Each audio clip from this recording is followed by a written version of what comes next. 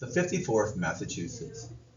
In January 1863, Secretary of War Stanton finally gave John A. Andrew, the abolitionist governor of Massachusetts, authorization to form regiments that could include persons of African descent. The governor had long been an advocate of raising black regiments from the free black populations. Like most abolitionists, he felt the surest path to citizenship for black Americans were for them to be allowed to fight and die for their freedom and their country. Andrew chose the white officers for the new black regiment from wealthy families prominent in the abolition movement in his state.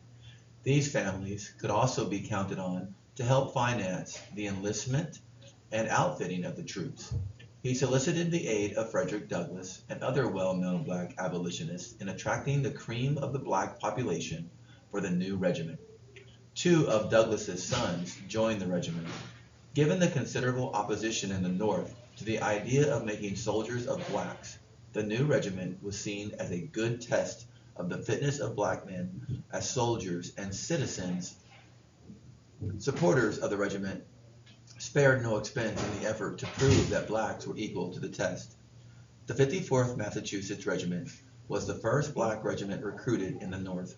Colonel Robert Gould Shaw, a 25-year-old son of very wealthy abolitionist parents, was chosen to command. On May 28th, the well-known, equipped, and drilled 54th paraded through the streets of Boston and then boarded ships bound for the coast of South Carolina. Their first conflict with Confederate soldiers came on July 16th, when the regiment repelled an attack on James Island. But on July 18th came the supreme test of the courage and valor of the black soldiers. They were chosen to lead the assault on Battery Wagner, a Confederate fort on Morris Island at Charleston.